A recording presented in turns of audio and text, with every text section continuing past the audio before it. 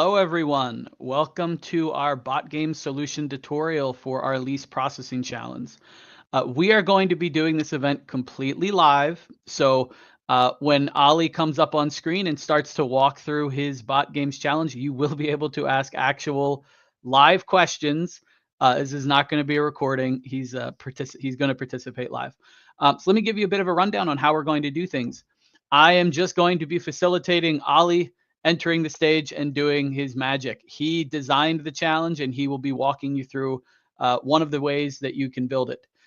Lou Honeycutt will be joining us from our community team, and she will be making sure that Ali and I are not too nerdy. We don't want to make any assumptions about how far you guys have gone through with these challenges, your level of knowledge, and she will keep us honest here. You also have the ability to keep us honest as well by participating in the conversation. Aaron will be participating per his norm, monitoring those chats and making sure that any questions that can be answered that don't need to make it to the live stage can be addressed. And anything else, he'll escalate this up to the live streamers. With that, Ali, please join us and show everyone your fancy new background that you have since added since our document training camp. Hello, everyone. Yeah, I had a bit of feedback from the earlier live streams, mainly from Mr. Matt Stewart, that more could be done with my background. So I've endeavored to try and get it as kind of on brand as possible. So yeah, but don't be distracted by that. Be fully focused on the bot games challenge. Yeah, that we'll be walking through very shortly. If we do get done early, perhaps we can get a tutorial of how you set all the lights up. Yeah. yeah. It'll definitely take longer than it will to complete the challenge, that's for sure. Yeah, that's great. All right, and then Lou, would you like to come up on and introduce yourself and your role of making sure Ali and I do not nerd out too much? Yeah, hey everybody. Happy to be here. I mean, I really do think I have the hardest job of all, so I'm here to keep you honest. Let's do it. Awesome. Great. With that, Ali, feel free to get started, share your screen, and let's get started with the lease processing challenge. Yeah, let's do it. Well, firstly, thank you to everyone that has taken part in this so far. Monday morning, it's gone live, and I think there's people already completed it and smashed the time, which I'd put out in the introductory video. So very humbling, to say the least. So I shall no more be challenging MVPs to beat my time because you guys are doing it far too easily. But we wanted this challenge to really follow on nicely from the document automation training camp. So to just build and consolidate on all the knowledge that you picked up, but equally to stand on its own as a bot games challenge. So people who haven't done the training camp can also get stuck in and get to enjoy document automation. And to that end, we had what we proposed as sort of two modes or two difficulty levels, an easy and a hard. But really the easy mode was just we pre-built some assets for you that you could leverage, and in doing that you can just solely focus on the document automation parts, and you don't have to get involved with building bots or potentially API tasks as well. Now I'm going to talk through, and Matt will as well, how we like to approach these types of challenges and problems that we might see when we're automating processes in the real world. And my favorite starting point is the documents that I'm working with, but also in this case, the system of record that I've been working with. I like to kind of start from the outputs first and work back. When I know what the outputs or the, let's say the input data that I'll be using looks like, then I find it generally helps form the decisions that I'll be taking when I'm building the automation that much easier. So quick bit of background about this challenge. This company, Housing Hope, they need to take some leases and extract them into their system of record. Currently, they're doing that manually. But as we know from the document automation training camp, it's 2024. You have an unbelievable tool available to you in document automation. So let's see if we can automate this process for them, leverage document automation, and take out the manual steps of putting in a landlord name, a tenant name, a property address, the monthly rent, and also recognizing the type of lease that they may be entering, be it a commercial or a residential. Now, there's a couple of little gotchas and snags to be aware of, notably around the monthly rents. It said in the challenge details that we sent out on Monday, the monthly rent has to be a number, so we'll have to bear that in mind. And the property address has to be incredibly well formulated. It has to have the street, the state or county, zip or postal code. And if it is a US address, it needs to be the zip +4 format, which, to my understanding, and Lou, Aaron, and Matt, correct me if I'm wrong, but in built-up areas, that helps the Postal Service identify with much greater detail where the package or letter should be going to. And to be fair, I don't even know my +4. I don't think anyone knows unless they are they're doing, you know, they have an Etsy a shop or something, and they have that kind of thing.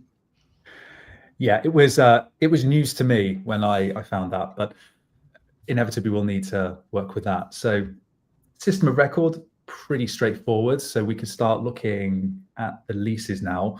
And by the way, you can download those by clicking the download leases button on this challenge page.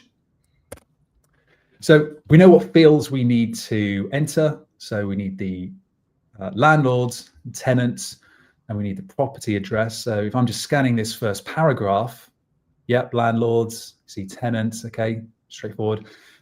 Now there's a mailing address, which potentially is going to pose a problem because I'm also seeing here we've got the rental address. And what I should have said as well, I've used leases pretty liberally, but I almost know straight away that this is completely unstructured and is likely going to vary when we go to the next lease. So I'm already in my head knowing that the document type is going to be unstructured data. We know you need monthly rent. Yep, I can see that there. So we've got property address. And also we know at the top it's a residential lease too. So this one Ali, I wanted to just point out something. You mentioned the unstructured nature. Just for those who aren't familiar with that term and why that's such an important thing to notice. If you were to do historical versions of document automation, where it's just OCR and then some scripting, or if you are trying to use a template-based system, where on this could you draw a box to pull out the rental address? And then when you go to that next document, guarantee that box would not be applicable for here. Similarly, you can't just say it's going to be an address field. Like he was saying, there's 2 on that first one, so you can't just regex out something. You have to go with a little bit more modern or advanced tooling. And then jumping in here, you said OCR. That means optical character recognition. That's the first stage. Thank you. That is the first stage of all document processing. You can't just use what's on the screen, because what's on the screen is digital data. You need to actually convert that into plain text so that the tool can read it and model against it rather than doing image-based things. While you guys were talking as well, I just noticed the rental address. I mean, to me, it looks pretty good, but to the system of record, that won't pass. So it doesn't contain the country, and obviously doesn't contain the zip +4. So almost know straight away we're going to need to be leveraging an external address validation service if we were to correct that. I won't spend too much time going through the leases, but here's the second lease, completely different to the first lease. So everything that Matt was saying stands. We couldn't draw a box around any of it because we've gone to the next lease and it would have moved completely. Landlords, again, there's potentially another address here which could be confusing. Property address. Oh yeah, there's monthly rent. That's all good. I know this lease, but I'm going to call out lease 4 because there's this little gotcha right here in terms of what should be a monthly rent, which should be a number, it actually is TBD. But a quick call out, don't ever sign a lease or a contract and put your name to it if there's no money signed next to it. So we'll ignore that for now, but yeah, heads up to the audience. But now I've seen this, I'm immediately knowing, okay, this is something we'll have to handle when it comes to building our solution. And then lease 5, commercial lease. So this one is potentially something to look out for. Yeah, it looks relatively clean and clear. Okay, so I'm feeling pretty okay on the leases. What we're going to do for this demo is I'm going to download the lab files. Hint, I've actually already done that, and I'm going to import them into the control room. So I'm just in the Automation 360 control room. If you've done the document automation training camp, you will have the necessary roles to be able to follow along with me as well. So you'll see exactly what I'm seeing if you're part of the training camp. So basically at this point, you want to know what the end result will be and know any potential problems that you need to solve for. Yeah, exactly. So I've looked at where the outputs need to go, i.e. the system of records, and I've looked at the inputs, i.e. the leases. So I've just got to try and figure out that middle bit, how I get those leases over into that system of records. So I find for me how I work, kind of starting with the outputs and then working back is just I become a lot clearer, and maybe I'll still be figuring out the middle part as I go along, but I'm kind of clear where I need to get to. Yeah, So that's a standard that has worked for me my entire career. So if you know what your goal is and you know what information you have to start with, it's basically figuring out what tool you need to make the start go to the finish. Yeah. And if you know that everything here needs to get to that page where we're filling out that detail, and we know all of our data is in documents, you can make that transformation. And then if this was a much bigger business process, like we had to go get the documents, well, the next goal would be where are the documents at and how do I get them into the model? And then, you can keep working backwards in a goal-oriented fashion to solve every problem. Yeah, absolutely. Just to think of it in the converse way. If he started with the documents, what would he be doing in his learning instance? Getting every single word out? Like, he doesn't know what he needs at that point. So it kind of becomes an exercise where you're just doing a bunch of stuff without any goal in sight. Yeah, absolutely. So the lab files from the challenge page I've just imported, so I can click in here and I see I've got three or two task bots and an API task. So I'm not going to walk through those just yet. I mean, actually, I can probably pretty much from the names understand what they're going to do. But let's go and have a look at creating the learning instance based on the fields that we know we have to extract. And then we can take a look at these and figure how they can plug into the middle part of our solution. So I go to AI and document automation. I'll hit create learning instance. I'm going to call this Ollie. Okay, so I'm just going to give it a unique name of 20th of November, my word. Matt Stewart will be pleased that I'm using correct date formatting. And we said, yeah. Go on, I'm waiting for it. Go on. I like that you called it correct. All of the tools and communications that we go through to align on dates formatted to our own country's preference, and it makes it impossible. So now we just have to hard code a string of dates so that we're able to make it work for us. Absolutely. International companies, right? So document type, we know from looking at the leases, they're going to be unstructured. And the great thing with document automation and unstructured documents is that it can leverage generative AI in order to, once we've done the OCR, to try and understand and reason which fields we want to extract. And here we've even got the option to select which service we want. So very, very cool. That's actually all we need to do initially to create this learning instance before we start adding some fields. Now I can remember off the top of my head, we had the landlord name, so we'll call it that. I like to give it a unique name in the field label, just call landlord name. Text absolutely is required. And then we are given the chance to send a query or a prompt to the generative AI model to help it kind of understand or decipher what it is exactly that we want to extract. So what is the landlord name? Feels pretty reasonable to me, but I like to just give it a little bit more context as well. So I'm going to say, what is the landlord name in this lease agreement? I'm pretty sure it's going to pick up it's a lease agreement, but I just want to be a little bit more explicit. And then we go to the next one. Tenant name, very similar to landlord name.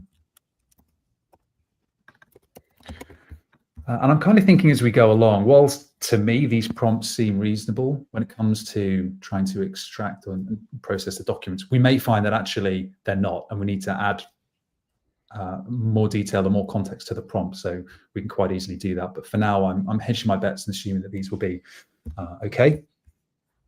The next one was property. While you fill that out, I just had an idea.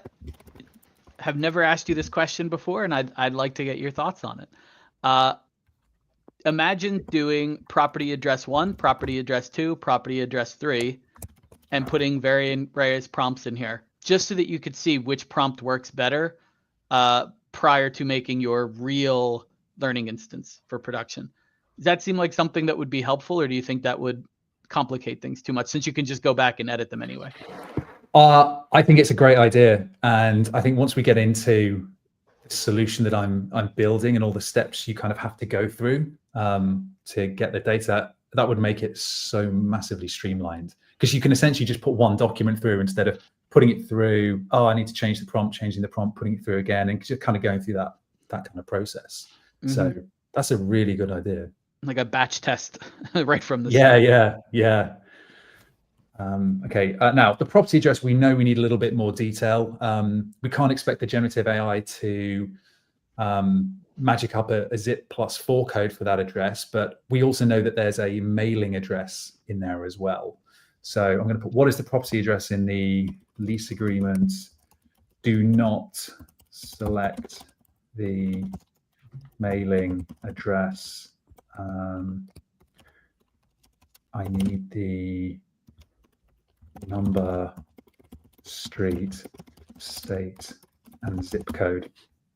And actually, we also have a data type here as well called address. So I'm going to select that as well. So I'm hoping that that'll be enough. Property address. We went on to monthly rent.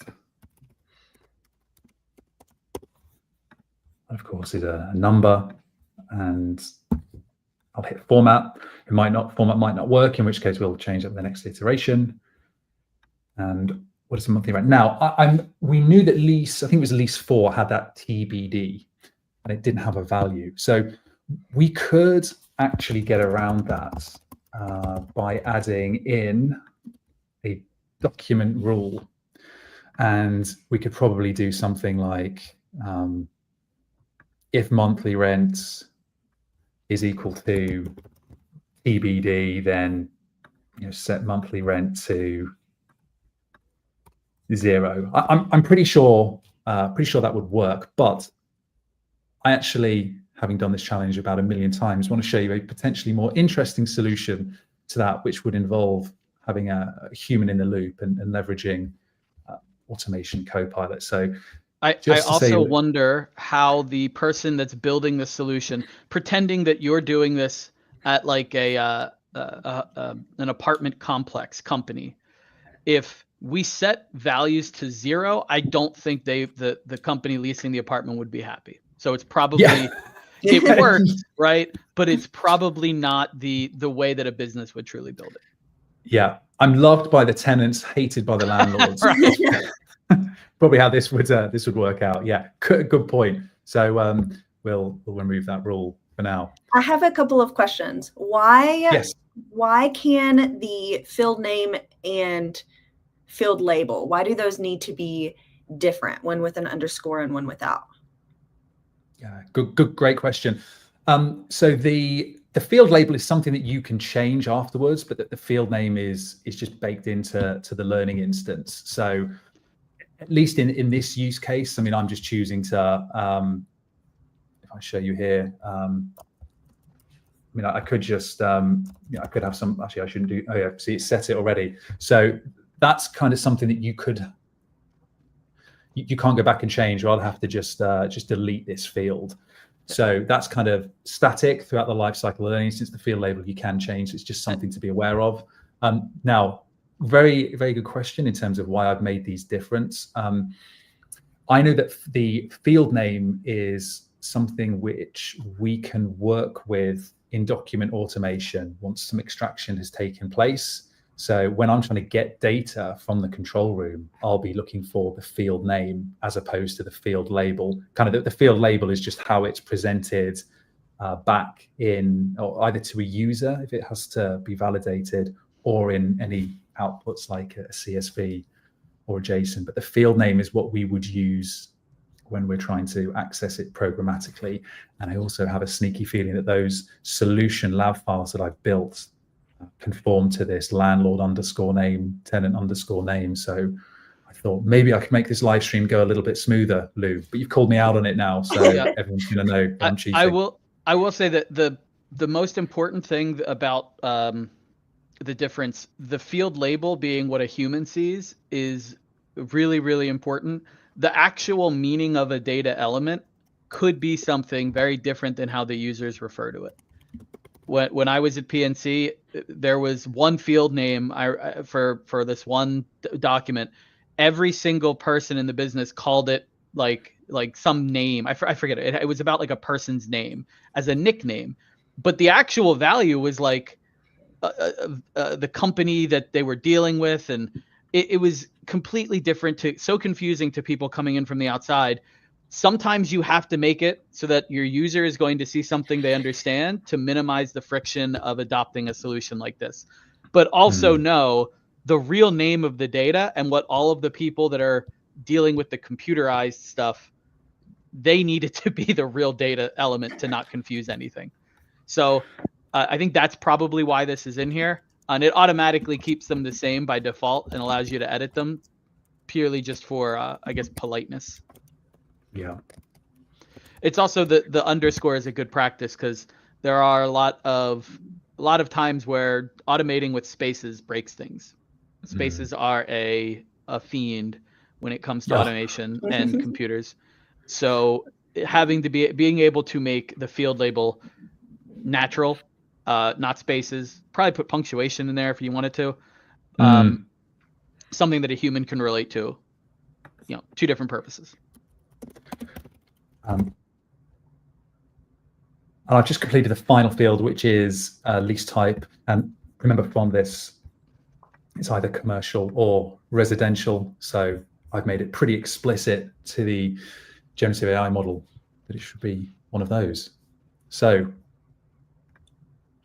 what is the monthly rents in the lease agreement? I wanted to just throw in one other bit of detail. This one, perfect. So it's a little bit beyond the scope of doc automation, but you just gave an example of few shot prompting. You've actually given some examples here for what the generative AI needs to extract. You've told it it's either residential or commercial. You've given it examples. That's important because lease type is not necessarily understood as one of those two by definition. All the other ones generally have labels already provided, but there's nothing inside these documents that say the lease type of this is, and that the tool knows there's only two for our purposes. Theoretically, we could go further. If one of these says residential, one says commercial, and another one says some other thing, but that other thing we consider a commercial, we could tell it that in this prompt with examples, and that would be considered few shot prompting. Yeah, really important context. So I'm going to hit create, and there we go. So now I'm going to take a look at the lab files which we imported as part of the challenge. So in order to get lease data, and straight away I'm drawn to the fact, wouldn't you know, the field name is exactly as I've put it in my learning instance. Well, that's just amazing. Now, this is pretty well labeled in that it says the purpose of of each of these task bots or API tasks. So this automation downloads data for a specific lease document from the control room, passing JSON and outputting as string variables. So we can see here that actually the first thing that's happening is we're using the document extraction package to get document data, and it's receiving a document data record straight off the bat. Kind of makes me a little bit nervous, so it might not be too clear on that. And then we're getting these JSON values, start using the JSON package and extracting that. So as a bit of context, this document extraction package is really, really awesome if you want to extract data straight from the control room. Typically what you'll have seen in the training camp is you might have run a little work, put a document through the learning instance, and it will have output a CSV file to disk. Also exceptionally good, but this can be really handy if you want to then just, even before you get to that stage, take the data from the control room, comes as a JSON, and then potentially pass that over to an API to do something, or to another bot. So this is a good way of doing it without having to download it to disk. And I recognize all these fields because we created them. Then I'm just having a quick look through the variables. I can see, okay, that's an input variable. So it looks like it needs the document ID, which to be honest doesn't mean a whole lot to me right now. And then we've got landlord name, lease, rent, address, tenant, all as the outputs. So, okay, it's pretty clear to me that we're going to get all of the data from the control room, extract it from the JSON, and then pass out these fields. So I presume we'll be passing these to another bot or an API. So I'm going to hit process lease. And this automation takes extracted lease data and enters it into the system of record. So, okay, we're opening the browser and we're entering all the data into, okay, so this is pretty clear to me what this is doing. It's going to take all of the data and enter that into the system of record. And we did say in the challenge page that these are mostly complete, and it's probably only the get lease data taskbar that you'd need to change. And you'd need to change that if you went for field names that were different to my underscored versions. And again, this is for easy mode, right, Ollie? Hard mode, you were letting people rebuild these from scratch. Yeah, figure it out yourself. Yeah, but yeah, this was slightly more, slightly easier. And then we get into an API task, which is one of my favorite new features. So this automation or API task validates and formats an input address using a third-party API, and it then returns the formatted address. So this will be the secret source which takes the address from the lease and outputs it into that magical zip +4 and country formats. So we're just using the post method, accessing this asset. Thanks, Aaron, for building this, by the way. And then we're capturing the output here as well. Quick tip, if you have access to Google's address validation API, you can actually just swap out the address in here and put Google's, and it will work just the same. We built this to completely mimic their endpoint. API tasks are amazing, by the way. They'll run completely on the control room, so they won't need to be downloaded to a device. So super quick. And actually look at all these actions that you have available to you that can all work and be executed in the control room. Really, really impressive. So one of my favorite new features that we've added in recent times. Okay, so I'm pretty clear on what all of these do. I now just need to kind of piece them together. And this is where we can dip into the assets that were created when we built the learning instance. And you'll see that whenever you create a learning instance, you get 4 assets that are built for you. You get a process, 2 task bots, and a form. And it's this process which we will ideally want to be working with. Now, the first time you open this, it can look a little daunting because it's just a huge amount of process steps, and it's almost daunting to try and work out where we would potentially be inserting those 3 assets in here. So what I like to do is just follow these rows down. They're all clearly numbered, so we know exactly where we need to be going.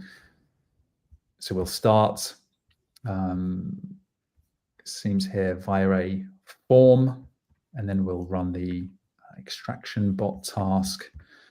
And then we get to a logic gate or a decision point. So here it will check if the bot execution is successful, but it's saying here if the status is validation. So we know with document automation, if it can't, or if it doesn't have enough confidence that it's extracted a field correctly, it will send it to validation, which will mean a human will step in and potentially solve it. But if I scroll over, we can check if the bot execution is successful and the status is an STP being straight through processed, and then check if the bot execution is successful, but the status was failed, so potentially it failed to extract anything. So straight away, I'm thinking actually we need to be inserting those assets that were given to us right here. So we had the bot, we had the API task, and then we had the other bot.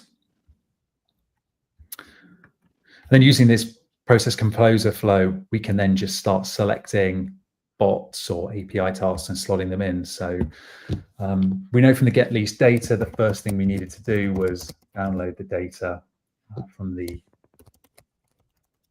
control room. Now, element name is very similar to field name in that it's used only as an internal reference during design and must be unique within the process. But the task name is something we might see later on. So I'm going to select the bot, navigate to that. And just to dive in a little bit deeper, those task names, those are what a business user would see when navigating into the Copilot interface that shows all of the available tasks and the audit of execution. So that's more beneficial for a user that wants to know where in a process something sits. If you leave that blank, it'll still run, but it's not going to be very easy to track what's happening. Remember that we called out that there was an input variable, a document ID, so we can tick that.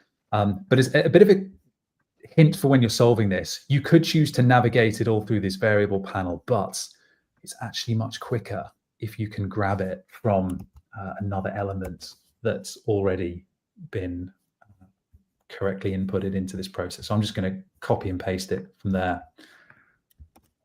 And then just to be clear, everyone, if you successfully complete a challenge, but you didn't put it in this exact spot, there are alternative placements. Yeah, there are. And I think there are so many ways that you could complete this challenge. You could potentially put all of this into the extraction bot itself, and you'd be getting a really fast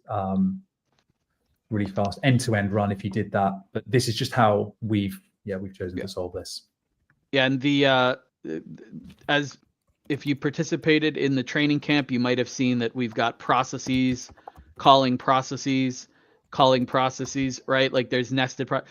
In this case, we only have the one process that's built, but if you wanted to, you could build that wrapper process here that instead of putting these 3 tasks in this process, you could have the extracted data from get lease details, pass it out of the entire process here into a master. It's really unnecessary here because you're not doing anything else with it, but it is possible if you wanted to build something like that for an actual complicated real world process. For this API task, it's saying it needs an input value of the property address. So we need to pass the property address from the get lease data over to that. We can do that by hitting this insert variable, going down to get lease data, and property address. I'll hit save just to remove those warnings. And then we know we're getting through to our final one, which is process lease.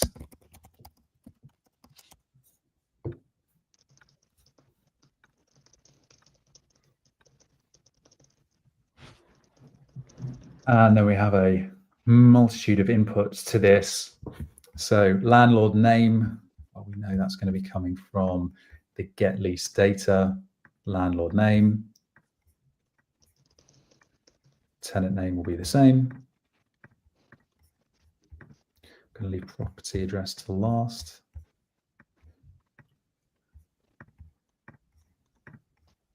When you're going through this autopilot mode of just selecting variables, it is very easy for property address to do property address, get lease data and put it in. I know speaking to a few people taking this, that was where they initially went wrong. But remember, we've got that API task, so we need to be selecting that and selecting property address there. So that was a little gotcha, which I know caught a few people out. So we could hit save. We're beginning to think it's all good, let's run it. But remember, we've got that pesky lease 4 with its monthly rent of TBD. Now, when I initially went through this process, we noticed that here it said check if bot execution is successful, but the status was validation, i.e. we couldn't be confident that we could extract all of the fields. So potentially we have to think about handling this path. So we know based on the how we built the learning instance, we said monthly rent needs to be a number. I know we put lease 4 through. Document automation is going to be like, this isn't a number, this is text. It's going to go straight to the validator. So I think we should be putting in or copying these 3 assets and putting them in down here to allow a human to validate them. So hopefully you'll remember from the training camp, when you have to validate things, it gets really nicely presented to you in the UI in the control room. You can correct values or draw boxes around where the data should be and send it for processing again. And then if that is successful, we're going to be entering into this path in the process. So I think putting all of our assets just after step 5 is the way to go. And there's a really neat way of doing that in Process Composer. We can select which node we want to copy. We copy at the top. And then we can go to where we want to paste it, select the number which would sit above it, and then hit paste. And there we go. We've got a copy of get lease data. And I'm just going to repeat that for all of my bots and tasks here. And to proactively explain why it only needs to go in these places, those other paths are if validation has failed or if processing has failed, which means this process is returning an error basically and saying, look, nothing, it didn't work, or it's hitting a retry. So there is a retry in some of those places. So the only way you'll ever get to the point where this data is available is in the 2 paths that Ollie has marked here. And of course, remember to, as I've copied these over, and I'm going to be super lazy. I'm just going to leave them as get lease data _ copy. But that does mean we need to change the references in all of the input values. So yeah, don't forget that. So human in the loop is quite literal. It's just a human in the loop. Yep. Okay. Yes, quite literal. Yeah.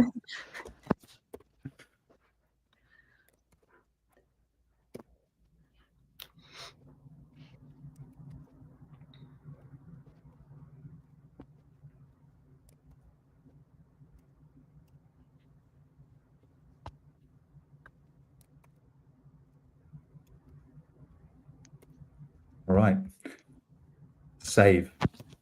And that should be our process all done. I'm not getting any warnings from the assistant, so I think we're good to test this out. So we can go back to document automation. And initially, I'm just going to test it out with lease 1 for now. I'm just going to put it in the temp folder and hit process. Now, I'll switch to my bot runner machine. If you are doing this for the first time, you may find that it takes a while to download some of the document automation packages to your bot runner machine. We've come prepared, so I did a test earlier before removing it from the control room. So a lot of this is cached, and that's why I'm seeing the the Automation Anywhere window pop up straight away, but you may have to wait 5, maybe even 10 minutes to see that. Don't worry, it's just part of it for a first time run. And if you notice, actually, you'll start seeing where it says here, Ollie bot games, date, and then extraction bot, you'll start seeing the name of a lot of the assets that we had in the process composer start flashing up. So you'll start being able to recognize these. And now we enter into the boring part of the live stream where we have to make small talk whilst the document is being fully extracted. Well, I have a question. So if you're building it out as you did, but you didn't catch the TBD, if you create that human in the loop variable, will that automatically catch that since it wouldn't be able to extract that data, or would it automatically extract TBD? Yeah, it will extract TBD, and we'll see that pretty shortly. Yeah, it would extract it, and it would give you the chance to correct it. So I'll be like, you can't have TBD. I'm putting in, a number instead, 0 for the case of this challenge. But then if we didn't insert those, the two bots in the API task, actually it would just follow the default path, which I think would be downloading it to this bot runner. So it actually wouldn't complete the challenge. So yeah, it's kind of why I always say, understand your imports, understand what you've got to ultimately do with them as your final step, or the output step, and then you can figure out the middle a lot easier. So in my case, it was really easy to understand that, okay, we're going to need to do something to handle that monthly rent. And just as an example of that whole working backwards thing, when we went into that website and we saw that the rent field had to be a number, that could actually inform what data validation requirements we put in our document extraction. Because if we know it needs to be a number in order to continue with the process, we can put that in place. If it could have been a text field, maybe we didn't have to put that in place, or we would have missed it. But you have to think about the context of the business process.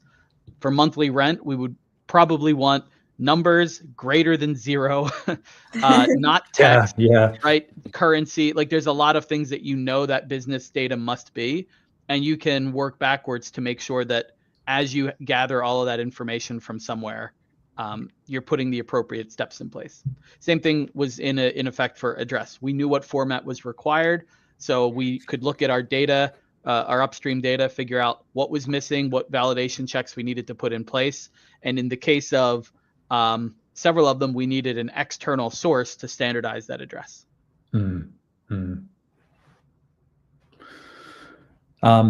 Good. So lease 1 seemed to work. That's great. My prompts were obviously reasonable enough.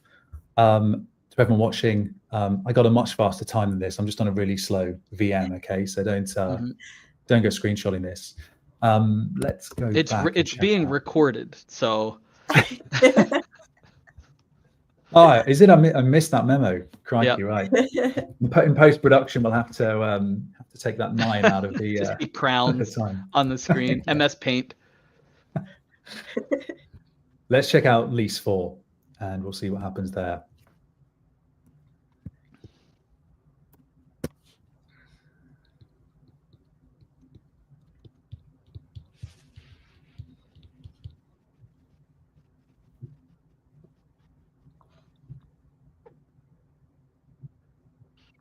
Now, actually, what I do want to say about those final 3 steps that we added to the process. What's really cool about using Process Composer is if something goes in validation, and you'll see how I'm handling validation for this challenge, you could potentially customize the logic of how users are notified. So maybe you send a Teams message to a group. That was actually something that I put in at a customer last year. If any of their bots hit any issues, then they've got a sub bot which is just pinging a group on Teams, so someone knows to be aware of that. And actually, that's something you could do with document automation. Why wait for, say, myself to hit refresh and see, oh no, I've got a document validation, when you could perhaps ping a Teams chat or a Slack chat, and you could just inbuild that into the process, or heck, even an email with a link to the document. So hugely powerful process compose, and you can do so much with it to fit in with perhaps how your team likes to work. That exact thing that you just said, I saw demoed just yesterday. Oh, did you? When a task gets created for a user, you know the task ID and you know the user's exchange name. So you can very easily send them an email with a direct link to the task to process. Yeah, so good, so good. And probably even via an API task now as well, so it would be super, super quick. So I'm going to hit validate documents, and yeah, as we discussed, Lou, and quite rightly, it's pulled out TBD, which, because when we set this up, we said it's got to be a number. It's of course failed and gone to validation for us to sort out. So I can hit 0,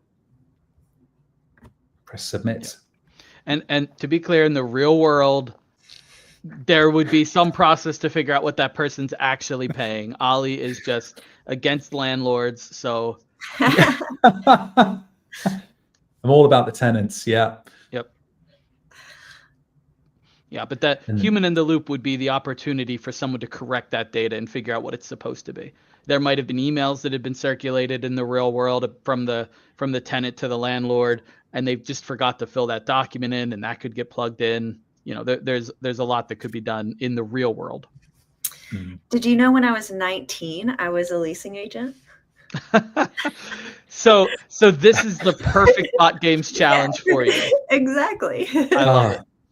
Lou, you should have said, I don't know if this is causing you like anxiety, or we could have changed the document types completely. I'm having real bad flashbacks. Yeah.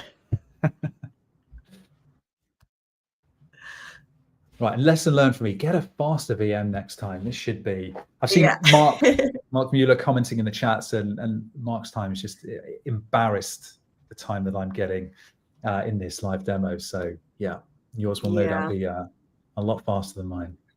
I wasn't going to call that out, but since we did. Not used to seeing it hang on the if statement either. Yeah, only on this VM. It probably doesn't help. I'm in London. My VM is located on the US West Coast. So I don't know what I was thinking. Yeah.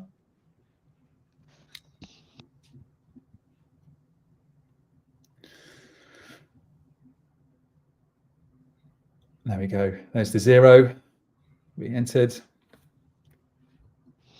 And I'm a lease processing account. Screenshot. Feels so good. Yeah, I perhaps won't be putting this one on the LinkedIn profile. Yeah, that was how we, or at least one way you could solve this challenge using easy mode. So yeah, once again, thank you for everyone that took part in it. Please share how you solved it too. I'm conscious this is the way that we've chosen. You probably came up with some awesomely creative ways as well. I was speaking to Chandu Mohammed on Monday. Again, I ran my mouth. I said he wouldn't be able to beat my time. He went off and did some JavaScript injection and absolutely destroyed my time. Lesson learned. But that shows the creativity of what you guys can do with the tool. So yeah, thank you. Great. So we do have a couple of questions already have come in. We'll just pull them in order. I think one of them is going to take up the whole screen and probably hide Ollie and Lou, but that's okay.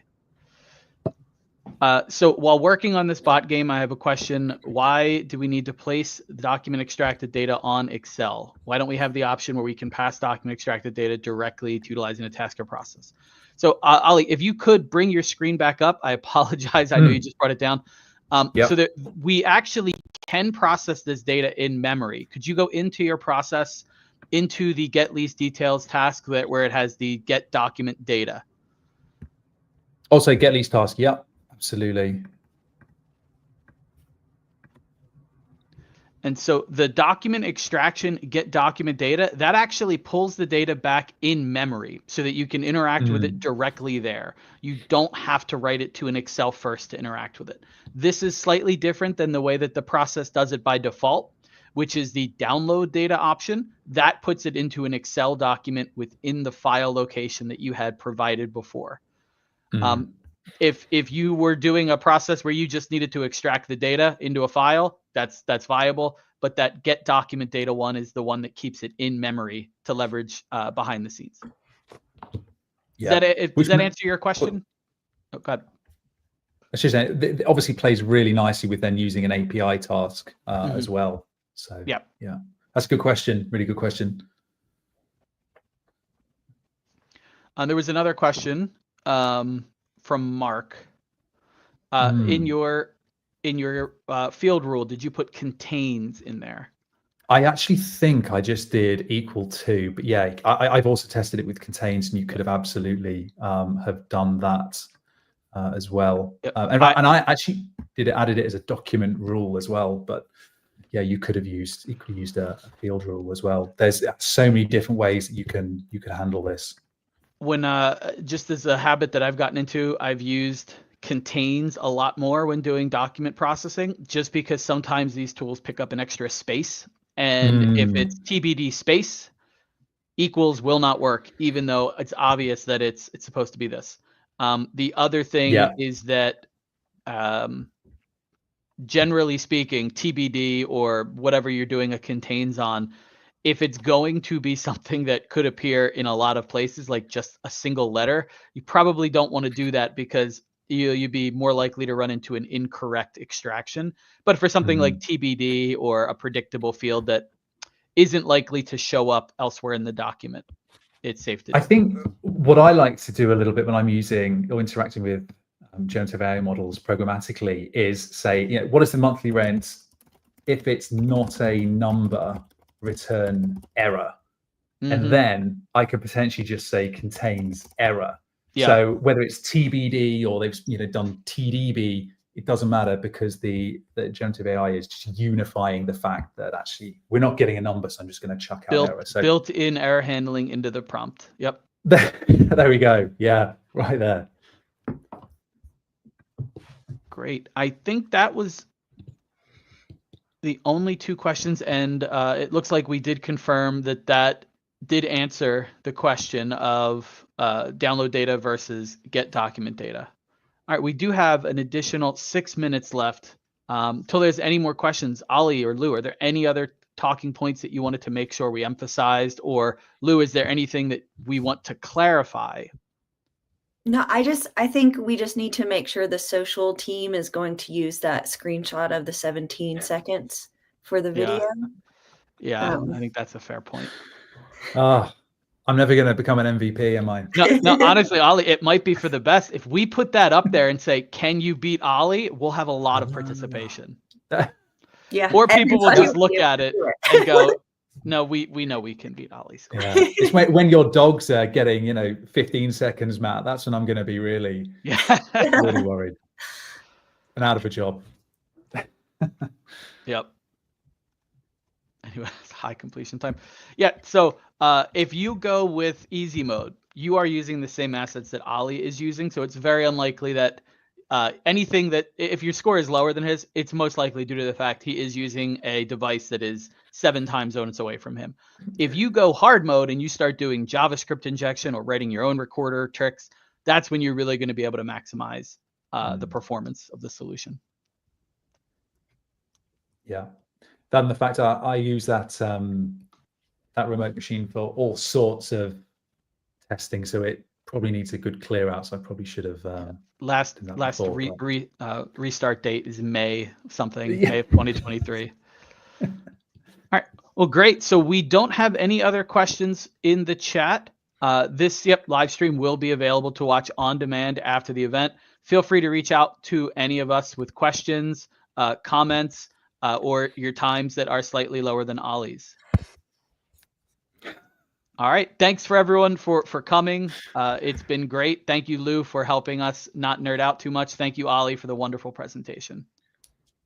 Thank you, everyone. Take care. Bye.